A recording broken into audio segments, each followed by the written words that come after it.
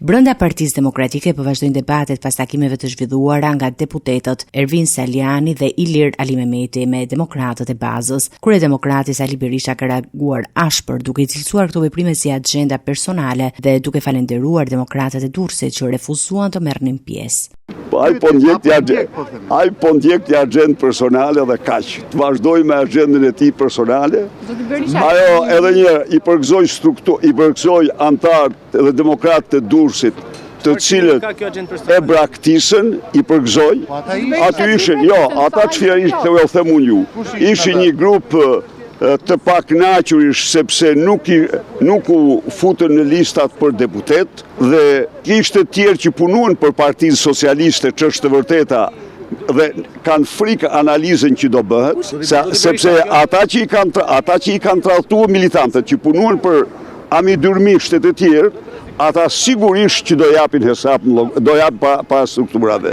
Ata të cilët morën udhëtime turistike gjatë fushatës. Jo, nuk po parajmoj.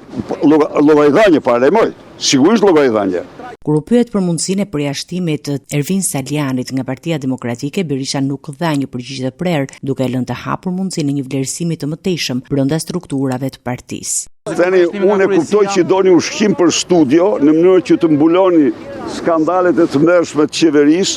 Ai është i ngarkuar, ka një zonë ku duhet bëj analizën, ka marrë pjesë në analizën atë zonë, është antar kryesie, ai ka të drejtë të shtrojë çdo gjë në kryesi dhe çdo gjë në zonën ku është besuar. Ndërkohë, deputetët e vjetër të Partisë Demokratike nuk pranuan të komentojnë iniciativën e Salianit dhe kërkuan që debatet të fokusohen tek çështja Ballukut dhe qeveria aktuale.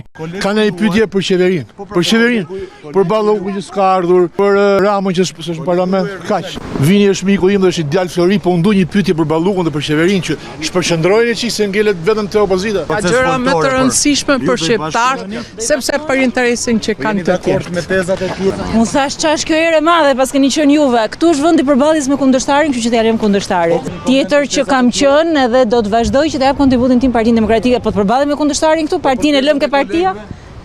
Mendoj që do përqendroheshim pak më shumë te këto 50 milionë euro që vjedh Belinda, debatin po do ka qenë, është do mbetet gjithmonë.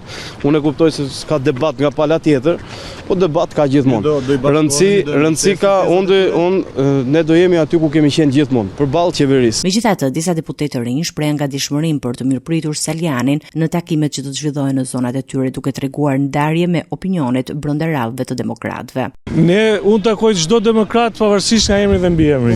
Tani unë ka pi 100 herë kafë me Ervinin se preska ndonjëherë tjetër apo s'takojmë dhe çdo demokrat është i mirëpritur kudo dhe për të qenë një armë më shumë kundër kësaj qeverie.